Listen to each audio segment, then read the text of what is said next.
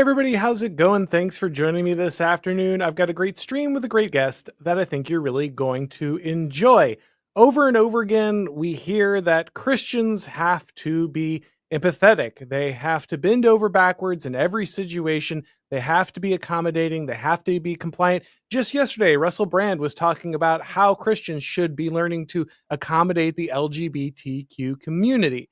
But is that ultimately what Christ really asks from us? Is that really what biblical compassion is all about? Joining me today is Dr. Joe Rigney. He's a pastor, he's a theologian, and he's an author of multiple books, including his new one, The Sin of Empathy. Joe, thanks for joining me. Hey, thanks for having me on. Good to be here.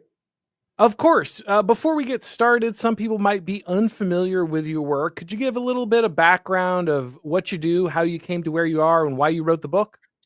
Yeah, so I'm currently a professor at New St. Andrews College in Moscow, Idaho. I'm also a pastor here at Christ Church.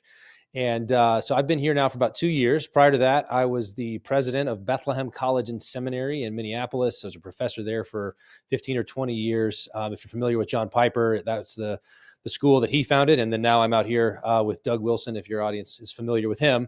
And I've been working on the empathy stuff, now for over 15 years probably. Teaching some leadership classes at Bethlehem for a long time. And then about 7 years ago, kind of went broader than that with an interview actually with Doug Wilson on the sin of empathy. That was kind of where the phrase came from.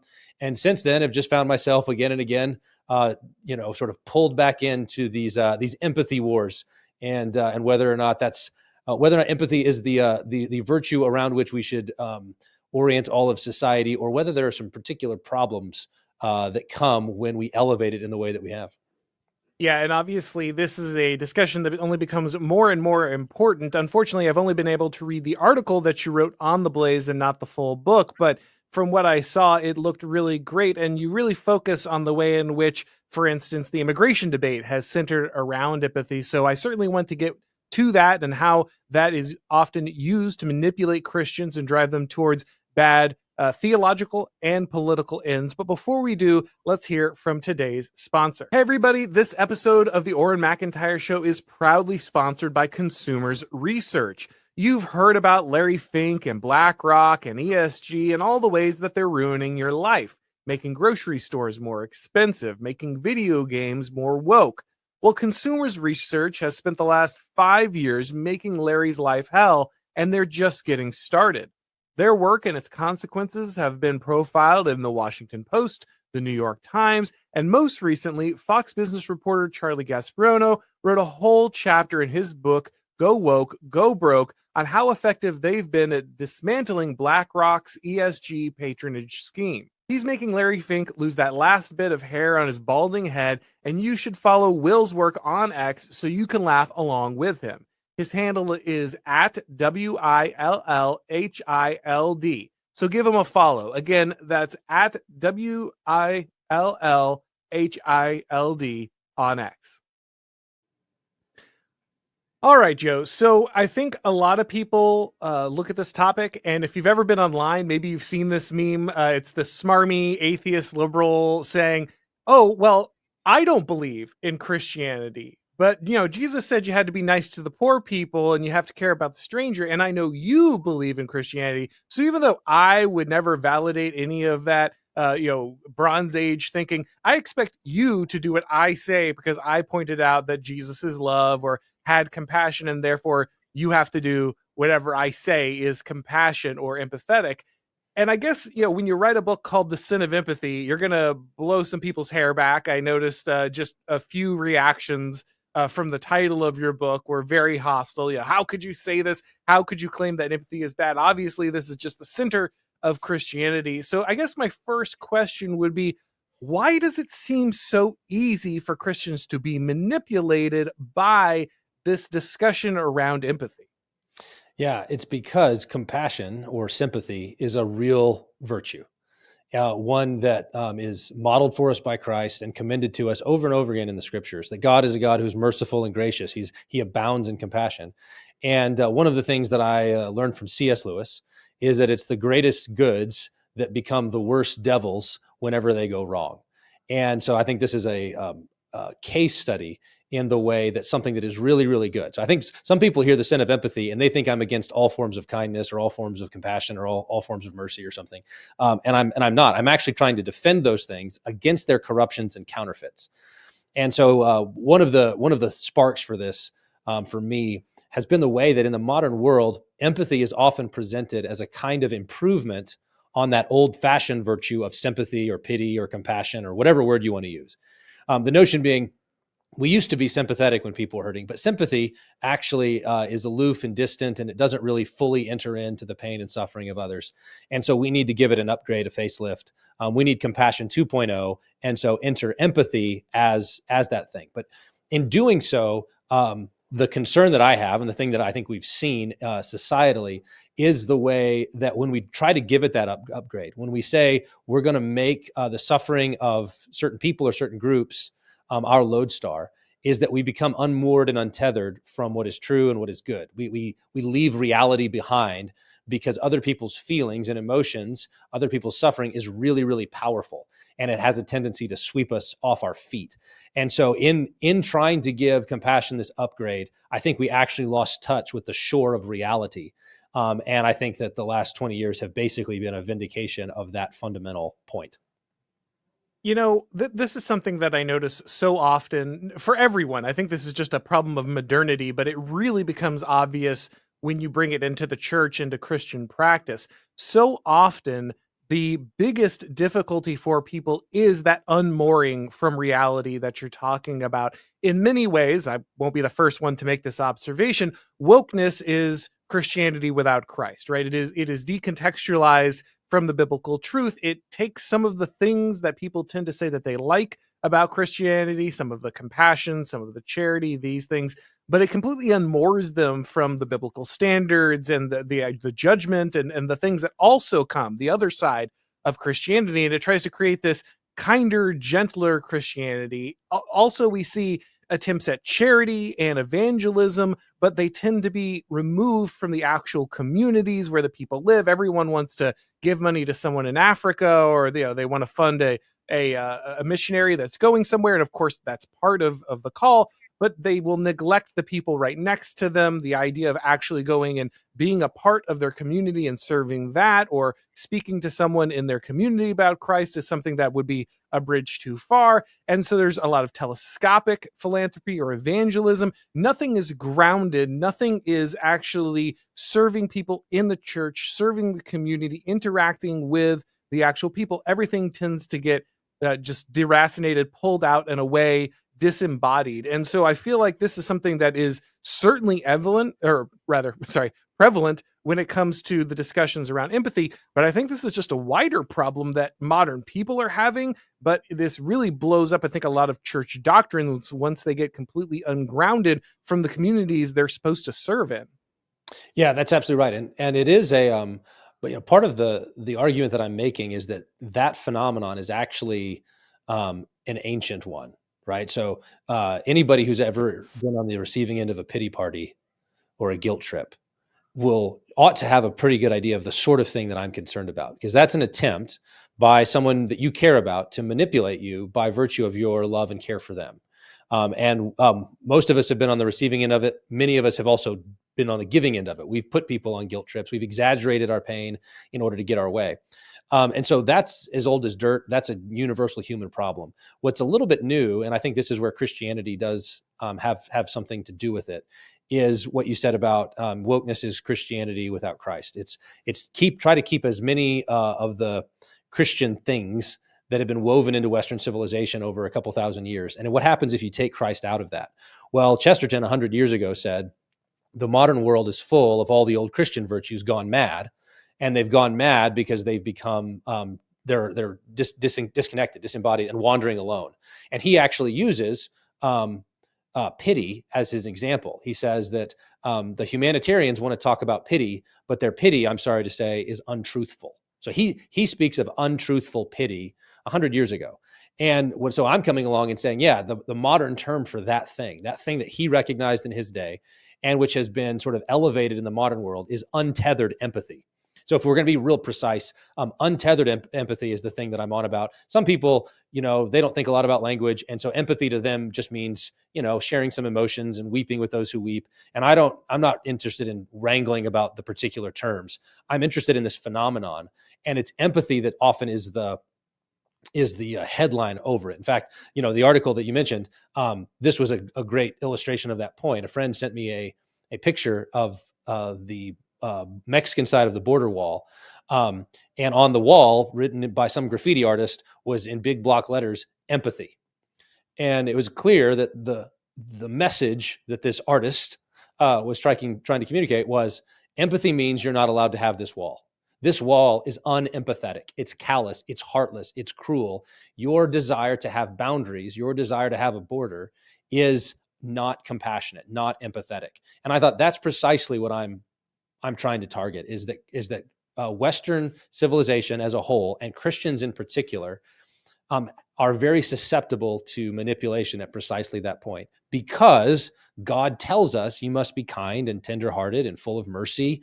You ought to weep with those who weep and rejoice with those who rejoice. So those biblical commands mean that we want to obey those, and we want to have a reputation for obeying those, which means that all the enemies of God have to do is threaten that reputation and redefine what compassion means.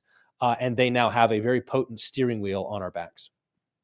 So what do you feel are some of the biggest ways in which Christians are lied to about compassion and empathy? Because I noticed, as you just kind of alluded to there in that article, your focus on boundaries and borders, and how much it seems like the deployment of empathy is really weaponized and aimed at these boundaries. That, yes, we know in theory it would be good if you're compassionate to people, if you were kind to people, if you were caring, but it seems like the focus is always increasing on breaking down those boundaries. Can you really have a country? Could you really have a border wall? Could you really have a natural hierarchy in marriages, families, civilizations, if you were compassionate? If you really saw the other person, how could you deny them entry into your home or into your country, or deny them their ascent on the ladder of status or employment? These seem to be the things that are regularly broken down with this focus on empathy. Right, because empathy at its most basic means emotion sharing. And emotions are good, but they're also very powerful. There's reasons that we talk about the way that we could be blinded by anger, or overwhelmed by grief, or paralyzed by fear. These other emotions, or the older theological word was passions. The passions are very, very powerful. And empathy then says, well, you should share those. Pat, you need to share your emotions. You feel sad, I feel sad. You feel happy, I feel happy. That's kind of at a base level. That's what empathy is. And I go that insofar as that's what we're talking about, that's deeply human. It's something that if it leads us to righteous action, good action to benefit others, is a good thing. Christ was moved with compassion and therefore sought to relieve the suffering of those around him. The challenge is that our emotions are so powerful that they frequently do sweep us off our feet. And so then when you hook everybody up via empathy, you wind up not with a number of individuals linked together in solid bonds of community with clear differences between I and you and we and them, like where those kind of boundaries would come into play. But instead, you basically get one big blob of emotion.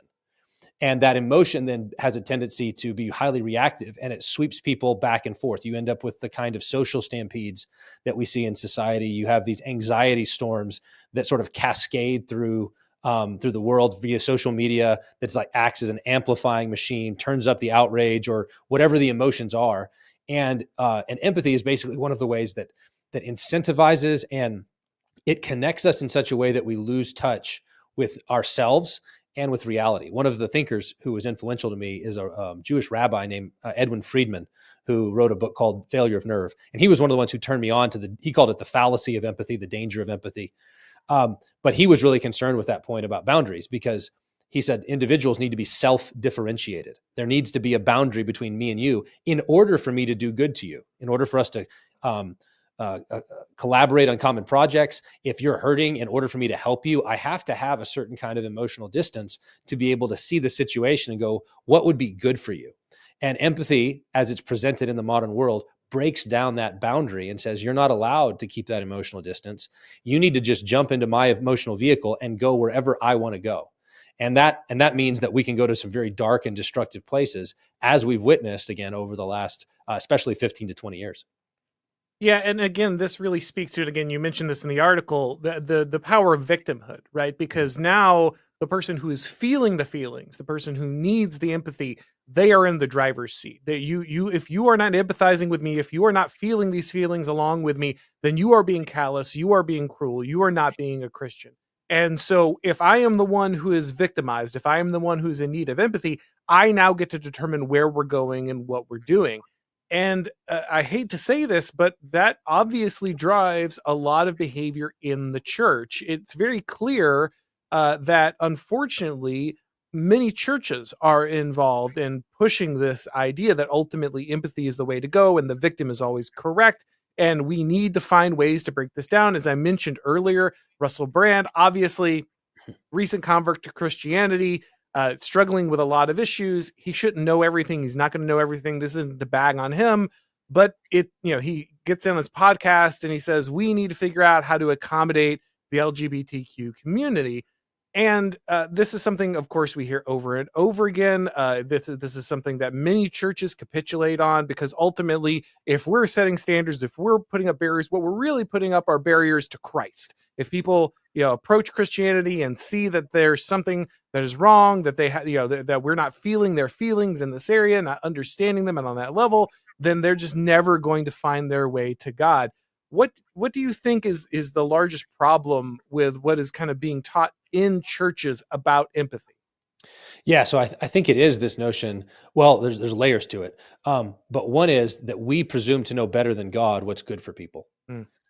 So it's an attempt, in some ways. One way to put it is that empathy is our attempt to be more compassionate than God is. We're going to out mercy him. And so when it comes to like the example you gave with Russell Brand, I think that the LGBTQ movement as a movement was highly adept at manipulating the compassion of Christians. And so in Friedman's terminology, one of the symptoms of a highly reactive and anxious, passions-driven society is that it does tend to accommodate, not just accommodate, it allows the most reactive and immature members of it to steer. They get to set the agenda. And so in this case, once you elevate empathy as that cardinal virtue, like it's the virtue around which other virtues must bow, what you do is you do incentivize victimhood. So we have what we've seen over the last 15 years is the victimhood Olympics, where you compete to be the greatest victim because the greatest victim wins. And they get to set that agenda. And so when the LGBT movement presents themselves as we've long been persecuted for our identity, there's historic wrongs that need to be righted, and they present themselves and then they'll often do, all we want is the same rights as everybody else. So they'll link justice to some concern with this. It becomes very potent, and it's really hard to kind of keep your eye on the ball of like, but what does God say? Like, what's true though? Like, is this simply, am I being uncompassionate? Am I being callous or unempathetic? If I say, but God said you can't, but God said that's not true, but God said that those are vile affections and you shouldn't indulge them. And it's really hard in that moment to say, I'm going to stay tethered to what God said and who God is, because other people's feelings are so potent. And the other element of this that's probably worth talking about is in terms of the social dynamics. There's both what you might call the victim class. Then you have the advocates on their behalf, right, who are sort of agitating for justice for whatever victim group. But the actual threat, and the reason my book is called The Sin of Empathy and not The Sin of Manipulation, is that the real weakness in that system is actually the nice and respectable people around you. They're the ones who will leverage social pressure to get you to cave, right? So you might be able to say, like, I know intellectually this isn't good for them, but if you resist, it's a good chance as a Christian that it's other Christians who are going to come along and say, but you need to be kind and compassionate. You need to be empathetic. They're the ones who are actually going to try to police you to drop your resistance, or to not say things like, but sodomite marriage is vile, right? Like just even statements like that, like the sanitation of our language, right, was a part of this, because if I say sodomite, that's hurtful. Don't say sodomite. right? It's a person with a homosexual orientation, or they're gay, or we use these other languages because the older language was hurtful and harmful to their feelings, and you need to take their feelings into account. But as a result, over time, you have a weakening of the larger moral order of society, that then leads to greater and greater capitulations over time. And what we're seeing, I think, right now is actually a somewhat of a backlash because of how far off the rails it got. I think the trans movement for a lot of people was kind of a bridge too far, but it is the natural result of these earlier forms of capitulation, whether we're talking about feminism or gay marriage or what have you. All of those things are, I think part of my case in the book is basically that running underneath all of the ideologies and issues that we typically lump under wokeness, whether it's race, whether it's gender, whether it's sexuality, all running underneath is this common emotional dynamic involving untethered empathy. Like that's what it ran on. And so while there is an ideological dimension to it, right, whether it's critical theory or intersectionality or all of these sort of things, I think that that intellectual level runs on this more emotional and social dynamic, which is why you can, right, what's happening now is that corporations in light of the backlash are dropping their DEI. Ostensibly, they're dropping At least rebranding it. Yeah, they're at least rebranding it. But they haven't actually altered the fundamental fuel that it's running on, and so it's just going to reappear in another form. Yes. You haven't actually gotten down to the root, and that's true, I think, on both sides of the aisle. That's not simply a comment about the Democrats who are going to go into hiding. I think this has deeply affected even conservatives and the Republican Party. I could give you multiple examples of Republicans appealing to this in a kind of what I would call, people talk now about there's the woke left and there's the woke right, which I think is silly. But there is such a thing as woke light, and woke light is whatever it is that the Republicans tend to do on these issues. So one of the other ones that I see faced routinely by churches is the immigration issue. Many of them feel, I'm supposed to serve the poor. I'm supposed to serve the needy. I've had this exact argument been made to me by people who are actively helping illegal immigrants, saying, well, they're my neighbor now, right? However they got here, they're my neighbor now. They're the person who doesn't have food. They're the person who doesn't have a place to stay. So however they ended up here, whether they followed the rules or not, my job as a Christian is to take care of this person because now they are my neighbor. And I think this is a really difficult thing for a lot of people to approach because, of course, you hear the story of the Good Samaritan. You want to be kind to the people around you. But underlying this is really the truth that ultimately, if people are coming across a border illegally and then immediately receiving food and care and assistance, what you're involved in is facilitating their lawbreaking. You are involved in creating an incentive for them to come here because even if they can't find a job or they don't know what they're going to do, maybe even if the government is trying to deport them, ultimately they're your neighbor now. So it's your job to take care of them, feed them, protect them. And I think a lot of Christians really struggle. That they know that maybe there should be borders, but once that border law is breached, well, I mean, ultimately this is still my Christian brother, right? So I've got to take care of them. How should churches think about that issue? How should they address that breach of hierarchy and boundary, even though now this person is their neighbor? Yeah. So, I think to distinguish between things like, let's say that you came across an illegal immigrant who was actually starving, right? Like, in other words, they have no food, or you live in Minnesota and it's winter and they're going to freeze to death. I do think that the Christian obligation there is to provide some sort of, out of compassion and mercy, provide relief to that kind of suffering. That's different than saying, and therefore we have to provide it with open-ended commitment forever. Okay. So like if you were to take the parable of the Good Samaritan and let's just put the immigration issue in the middle of it, that the guy on the side of the road was an illegal immigrant, I think it would be entirely appropriate for the Good Samaritan to do exactly what he did, take him to a hospital, nurse him back to health, and then send them back to where they came from. Like that would need to be a part of love, because it's about loving not only that neighbor, but all of your neighbors. Right. And if you do create this incentive structure, like you're talking about, where you can move to America, as long as you can get across the border, and then you're guaranteed housing and you're guaranteed a job, or you're guaranteed welfare, or whatever it is, you're going to get more of what you subsidize, and that's what you're subsidizing. And therefore, in the long run, you're not loving your neighbor because you're contributing to the breakdown of social order. And I think this is one of the hard things, is that empathy tends to be myopic, and it tends to fixate on certain groups and not other groups. Like, this is one of the fundamental things. This is why Paul Bloom, who is a secular author and wrote Against Empathy, wrote it in 2016. He always said that when most people hear the word empathy, they think of kindness. He says, I think of war, because of the way that empathy sort of hijacks us to where we focus on certain groups to the exclusion of others. And so it leads to indifference. So empathy for, say, the migrant, the illegal immigrant, often goes hand in hand, when it's untethered from rational and moral concerns, goes hand in hand with a neglect of the neighbors who are already here and whose hospitals and social services are overwhelmed by this influx of immigrants. The sort of things that ended up getting Trump elected, because of the various communities that were highlighted that had, say, the Haitians had been sort of just dumped there in the name of compassion for the Haitians. But what about compassion for the people in Ohio? And so that myopia takes over because empathy short circuits and becomes untethered from the larger moral picture. What's good for everybody? And so biblical compassion, true compassion, I think keeps that larger good in mind. It doesn't merely focus on the immediate distress or the immediate dangers, but actually thinks long-term and big picture, because it has the emotional space to do so.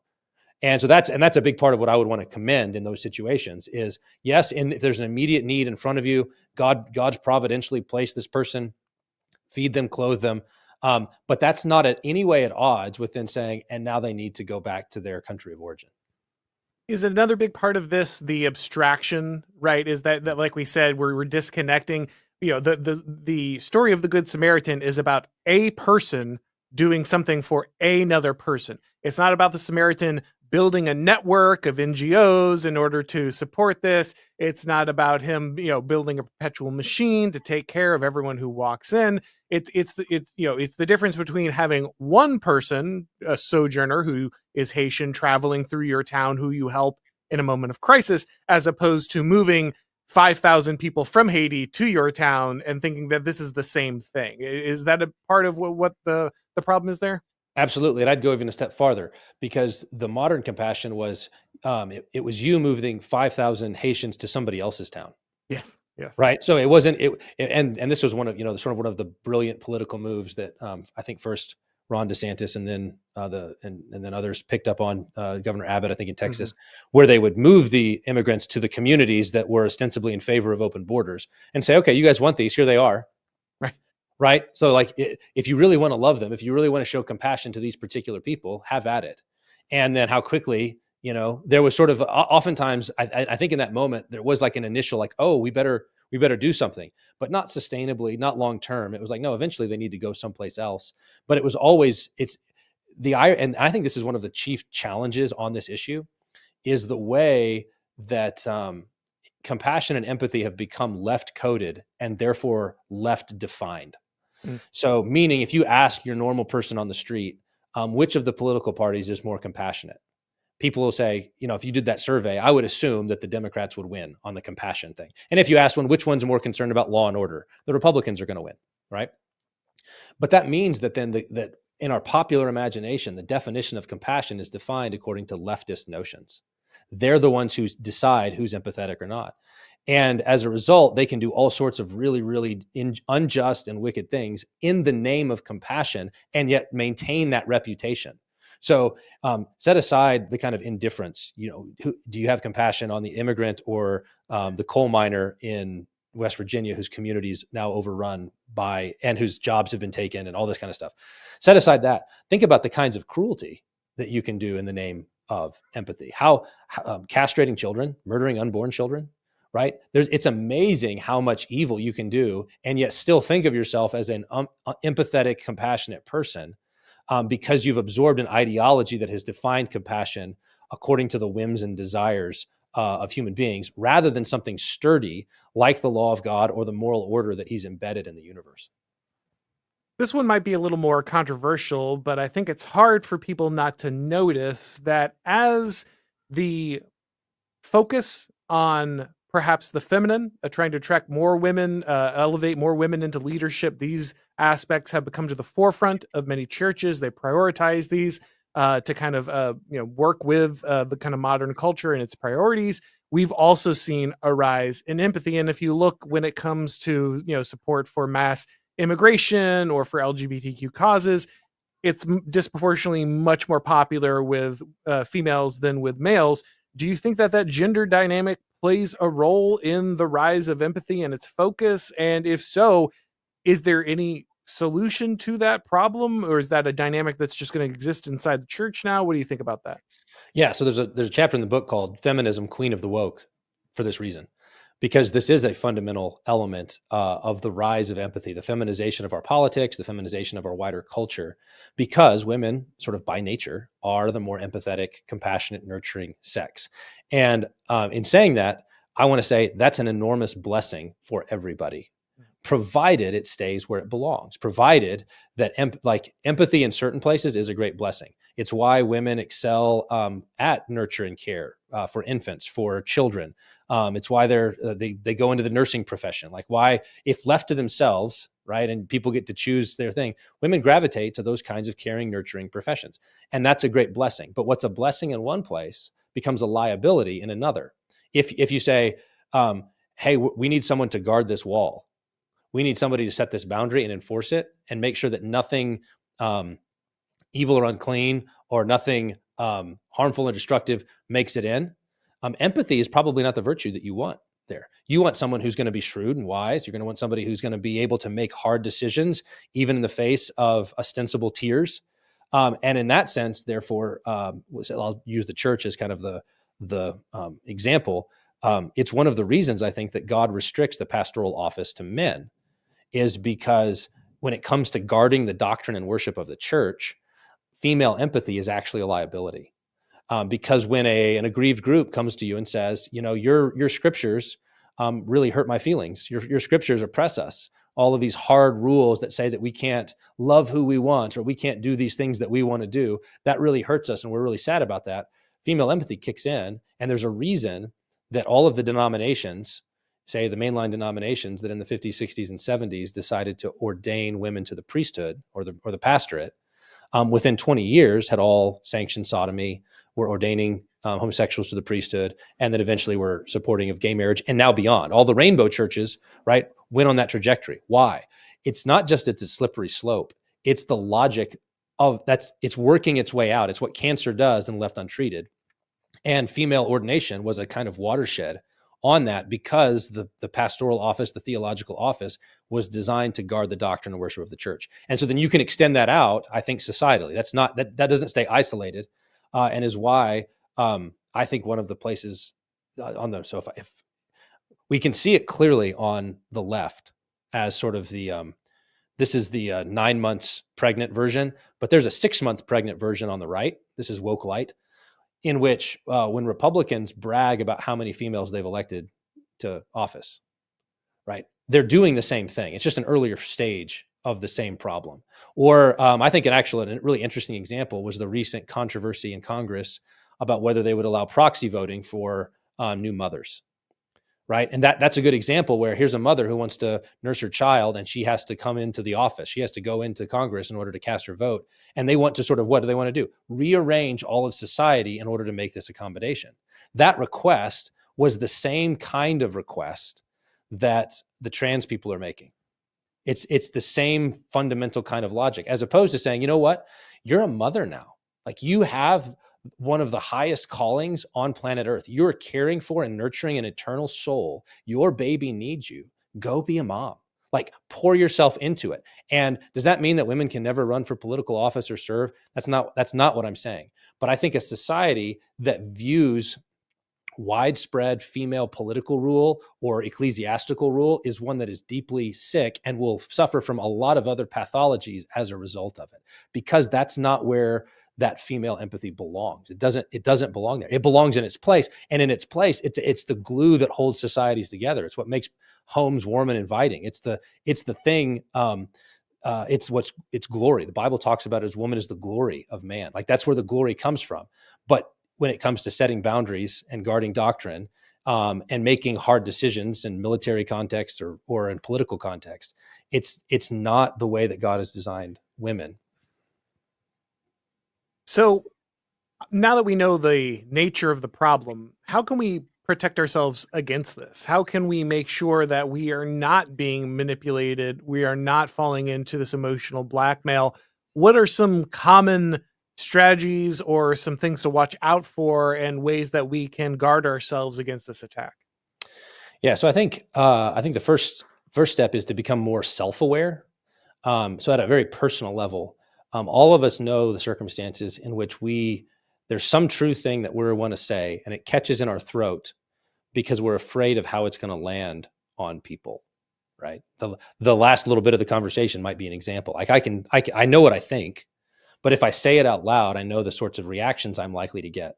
And I know the way that I'm likely to get policed. So growing in our own awareness of, are we actually able to talk about the elephant in the room? Can we actually have the conversations at a rational level? I think there's a way in which even the feminism thing affects men in this way, and that men have been taught from a young age, right? You don't hit girls, especially good men are taught you treat girls different. And therefore, if you introduce women into combat, theological combat, political combat, it changes the dynamics. Men will defer in ways that they would not otherwise if it was a male making the exact same argument. And that's just a fact of human nature that has to be faced head on. And then you need to then go, okay, so what do we do in light of it? But I think recognizing your own hesitations, reluctances on these issues, I think calibrating your definitions of what compassion is by what God says and not what the world says, not what the left says. Does God think that there are times when empathy is inappropriate, or pity or compassion? And there's times where the Israelites in the Old Testament were commanded, you shall not pity them. And it was usually circumstances like, here, the son of your son or your daughter or your wife or your best friend are trying to entice you into idolatry, right? It says you may not pity them. It forbids pity. And I think that's the sort of thing that evangelicals in general, Christians in general, conservatives in general, need to recover and say there are times when we're talking where they're high stakes. Things are important. If someone says, does your compassion reserve the right not to blaspheme God, not to tell lies in order to appease certain groups? Those are the sort of, it requires both an intellectual and then a internal fortitude to sort of press through it, knowing that you're likely to provoke a very intense reaction and response. And then I think the other thing is you should actually be compassionate. Like you should actually model in your own life a real concrete compassion flowing from the mortal duties that God has assigned you. Are you a husband? Are you a wife? Are you a political leader? Are you a pastor? What station in life has God called you to? Are you showing compassion to those under your care, those for whom you are responsible? That needs to be worked out in a very concrete, specific way, as opposed to what you were talking about, which is this abstract notion of universal compassion that often neglects the things close at hand in favor of these abstractions because it's easier. It's easy to put up a little black square or a rainbow flag to sort of signal your virtue. You're signaling, I'm a compassionate person. I care about the right things. It's much harder to do the real work of upfront. People are harder, and loving people is harder than that. Everything is the heat map meme. Yeah. The heat map meme, I'll say I've been working on this for seven or 8 years. And the heat map meme was like, yeah, that's it. Like there really is something there. And I think people misunderstand. The point is not that you never work your way out to the extent. It's that you can't be faithful where you're not. You have to work from where you are as a human being, limited, finite, in a particular location, embedded in a particular web of relationships. Start there. Don't dream about your feats of compassion and glory on the other side of the planet. Like, be faithful where God has planted you. It's not that you never get to the outer rings. It's that you need to fill every ring before you get to the outer ring. Exactly right. So I think for a lot of people, like I said, unfortunately, some of this bad doctrine is coming out of their church. They are being discipled in this model. And so my next question would be, if you have a pastor that has this understanding of empathy, what would be the approach? Is that something, do you just go find a new church? Do you have a discussion with them? Do you confront them somehow? Like, what would be your approach? You've got a good church, otherwise you feel like you're serving the community. Most of the doctrine is good, but they are just hitting on empathy as like the central Christian approach to this stuff. If you're sitting in the pew there, obviously you're in the front, but if you're sitting in the pew there, what would you think would be the Christian response there? Yeah. So oftentimes I think those situations are hard because, like many things, the falsehood is embedded in a lot of truth. There's a lot of truth. So you're saying there's a lot of good things happen and you can see those and you're not sure. So you hear maybe a comment from the pulpit or something in the pastor's newsletter that kind of piques your interest. I think the first thing you should do is press for clarity, right? So have the conversation, ask the questions with your goal being bring clarity as much as possible to the issue. Pastor, did you mean this? Did you mean that? What did you mean? And then as you do so, you'll likely discover fairly quickly if those questions aren't even welcome, right? You can't even ask those questions without provoking a kind of emotional reaction or attempt to shut it down. Then I think it's a pretty good indication that you probably need to find a different church.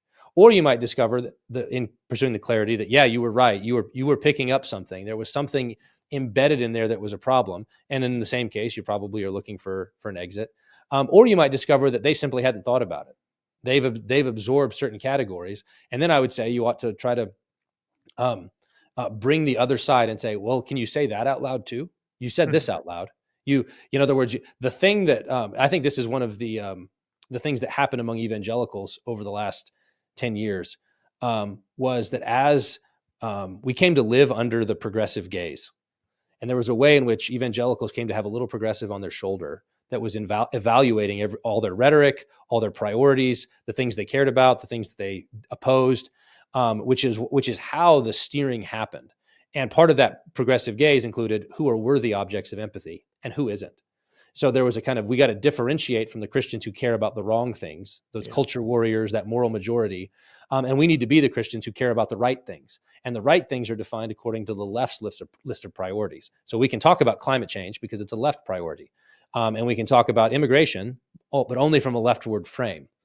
And so there became two sort of postures for pastors that were permissible. One is either the left is correct about this. This is a place where we can actually learn. So on paper, we're still pro-life. On paper, we're still pro-traditional marriage. Yes. But the left is actually right about this. Or it's, we're neither left nor right.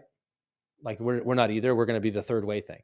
And I think that progressive gaze was a fundamental tool. I think leftists intentionally exploited that. Like they funneled money to places where they thought there was fertile ground to either mute Christian resistance to their policies or to hijack it altogether. But I think a lot of churches just absorbed this by osmosis. It was just in the air. It was the cultural air that we breathed. And therefore, certain things were just ruled. You can't even talk about that. So you think about, so if I'm in a church and you're trying to go, is this my church? It might be. Well, if your pastor were to say to you, the world is watching. Remember, Christians, the world is watching. What does the world mean in that statement? Is the world always elite, secular, progressive, coastal? Or does the world include the coal miner and the red hat who hasn't been to church since he was 8? Like, is he the world? Whenever the world is watching, is he watching? Are you concerned at all? What are his priorities? Can you show the way that the gospel subversively fulfills his aspirations and dreams? Right. So but it was always selective and it was always tilted left, which is why the church has slowly migrated that way over time. Now, thankfully, I think there's an awareness of the way that our compassion was manipulated, that we were emotionally blackmailed. And so I'm hopeful that certain churches at least are going to recognize this and anchor their compassion to something sturdy. But if you don't know, that's the sort of question I'd be asking in your own church. Yeah, it really makes a case for the much maligned cultural Christianity, because it turns out that even churches who think that they're serving Christ will eventually drift towards the world if they think that if that's what's impacting their understanding of what is good and right in the frame every day. So the last thing I want to ask you before we move to the questions of the people real quick really dovetails into what you were just talking about, I think, ultimately, which is recently, obviously, we had a stabbing at a high school event, a track meet. Tragically, Austin Metcalf was killed in this, and we still don't know all of the details. But from what we can tell, it looks like Carmelo Anthony, the alleged killer, was the one that ultimately, after being getting a bit of a tussle, produced a knife and killed Austin Metcalf. Now, his father rushed out and immediately said, "I forgive the killer." And as I've said before, I did a whole episode on this. I don't want to retread the whole thing, but as I said at the beginning, this is not to attack his father. I understand in a moment of that level of loss. I mean, there's just you're just reaching for whatever you can. You're trying to do the right thing. But I think that the fact that he placed a non-reciprocal forgiveness, a forgiveness that had no, there was no repentance, there was no ask for repentance, there was uh, none of that, and then he rushed out and provided that forgiveness before even a discussion on justice had occurred. I think really hit a lot of people's nerves. And there are a lot of people who ran out there and immediately said, "Oh, of course you have to forgive. Jesus said, forgive them. I know what they do." And that's the model of forgiveness in all situations for all of humanity. I did this episode, and I'm not a pastor, but I consulted my friend David Schrock, and I think over at Christ Overall, and I think he had an excellent article he referred me to, and I tried to use that as a basis. But a lot of people look at that situation, even people on the right, like people who think they're very right wing, came out immediately and gave this model of Christian forgiveness, which is no repentance, no remorse, no justice, just you immediately forgive without a second thought. And that's all there is to being a Christian. I feel like that really speaks to how deeply a lot of Christians have had their understanding of forgiveness itself manipulated by kind of the moral blackmail, and very importantly, the cultural zeitgeist around this. We're never going to see anyone rushing out being like, George Floyd's family, if they're Christian, needs to immediately forgive Derek Chauvin before any justice or any repentance. And yet that's exactly what we see anytime someone who is white is victimized in this way. Mm-hmm. Yeah, and I think that it's recognizing like what reveals it is when you do precisely what you just did. When you put the shoe on the other foot and say, what do we require? Is this a universal human obligation? Then it ought to apply to all universal humans. Instead, what we have is a adaptation of a human obligation, extend forgiveness, to particular social circumstances in an American context that is highly fraught on all of these issues. So when I think about that, when I think about the Father, I read him as wanting to communicate. This is a way for him of clinging to faith in an unspeakable tragedy, right? Yeah. This is his way of signaling, I'm still anchored in Christ, in God, in the midst of this tragedy. So in that sense, I think it's a very noble thing, and I admire him for it. But I think it does evidence a kind of a catechism that like the shape of it is influenced by the world. So that if you were to ask, okay, but what if he would have said, I just want to know that I forgive, or I at least extend forgiveness.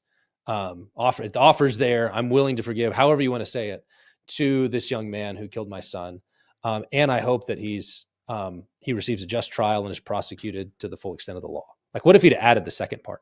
Yeah. Would we have said, well, man, would we have said that's actually a full-orbed Christian response? He's allowing civil justice to have its say, and is praying and encouraging that, and also offering extending forgiveness at a personal level to the person who's killed his son.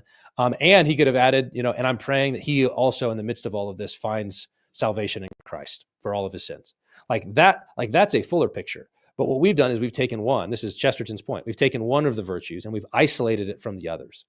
Lewis made a similar point in his day when he said, mercy, when it's detached from justice, grows unmerciful. Mercy detached from justice grows unmerciful.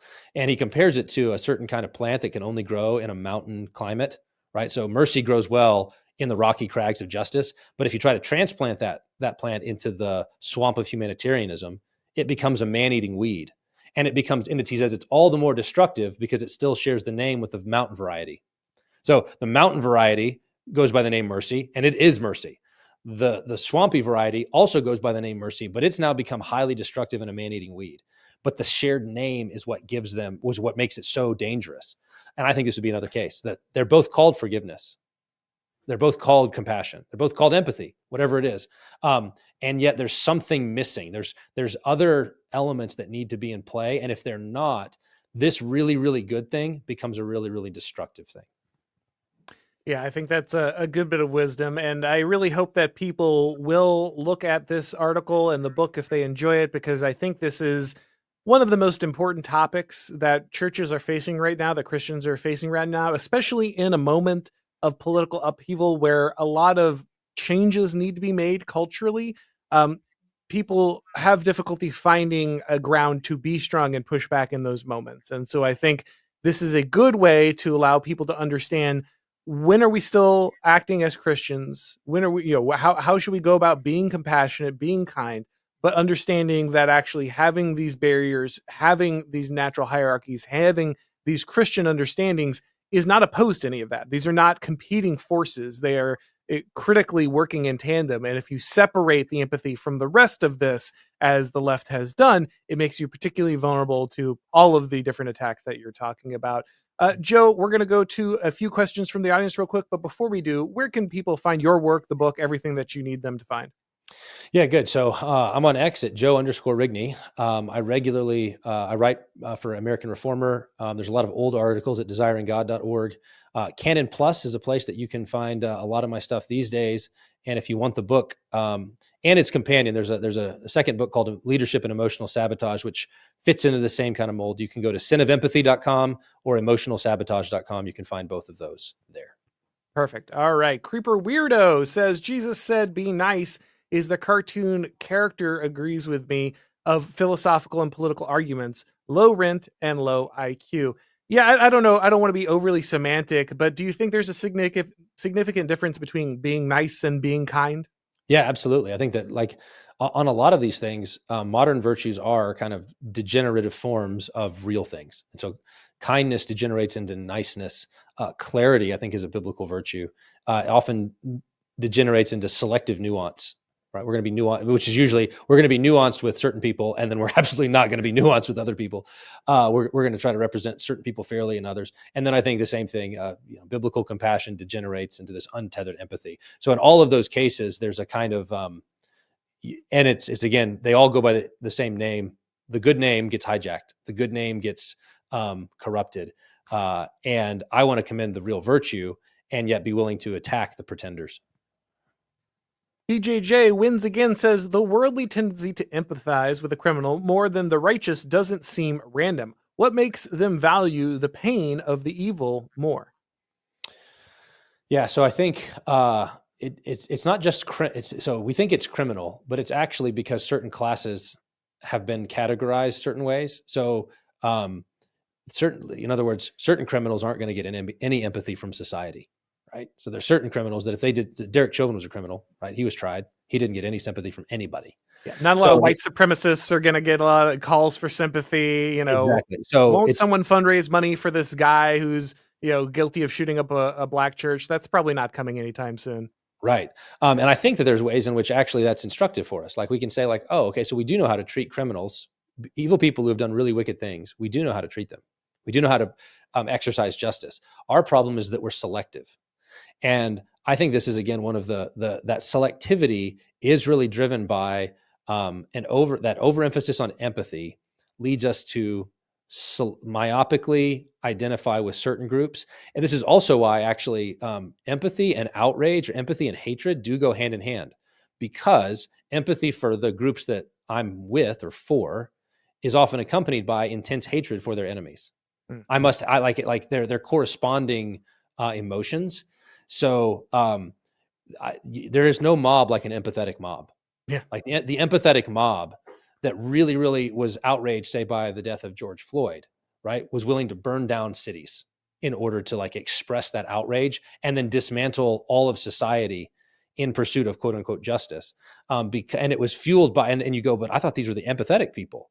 They actually do studies on this, interestingly, when they try to measure like what are the implications of empathy. People who report high empathy are often the most polarized.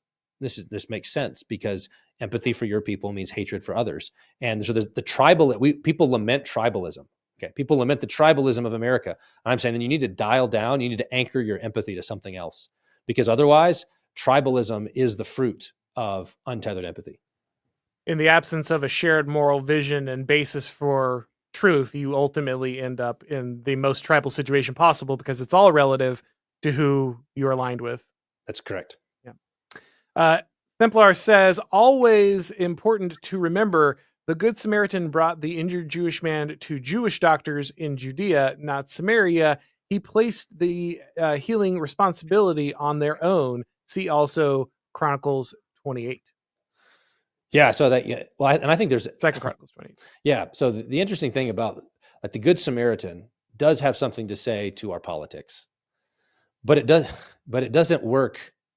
But it establishes a kind of principle. You can't apply the whole thing all the way down the line, right? Jesus is asking, he's got a guy who's trying to evade moral duties. Who's my neighbor? How do I get out? And he knows that because these people have gotten out of all sorts of other moral duties. They've tried to evade their honor your father and mother. How does Jesus criticize the Pharisees? Right? Honor your father and mother. Oh no, we'll just pronounce all of our wealth korban as a gift to God. It's now walled off. I don't have to care for mom and dad in their old age because I'm exempted. And so Christ's criticism of the Pharisees was always that they're trying to choose the easy way out. And so when he's giving this parable in response to that, who is my neighbor question, that's the thing he's dealing with, which isn't the thing that we're always dealing with, right? Like that's not the universal problem. That's that guy's problem and may apply to us. But I think we get on shaky ground the more that we try to, we pick and choose. We pick out elements of the story that are going to surface. Because the other thing would be, if the Good Samaritan's the model, then it really is like, it's about proximity and moral proximity. It's like, so I shouldn't help the person, the neighbor. I should never, ever think about the guy across the country because he's not on my Jericho road. And it's like, if we were to conclude that then our heat map never gets to the edges because of the parable of the Good Samaritan. And everybody would go, that's not what that's meaning. It's like, exactly. You have to do more careful biblical interpretation before you know how to apply it. Turns out wisdom and discernment are just always important. You never escape the need for them. You never get to set up some automatic rote way to understand these things. You just actually have to apply the level of wisdom and prudence provided to you. That's right. All right, guys, we're going to go ahead and wrap this up. I want to thank Dr. Rigney for joining me today. Make sure to check out his work and his book. If it's your first time coming by this channel, please make sure to subscribe, click the bell, notifications, all that stuff so you know when YouTube is going live. If you want to keep these broadcasts as podcasts, you need to subscribe to the Auron MacIntyre Show on your favorite podcast platform. And if you'd like to support the show, don't forget, of course, we got the Auron MacIntyre collection over at shopblazemedia.com. You can pick up some merch there if you'd like to rep the show. Thank you, everybody, for watching. Have a great weekend. And as always, I will talk to you next time.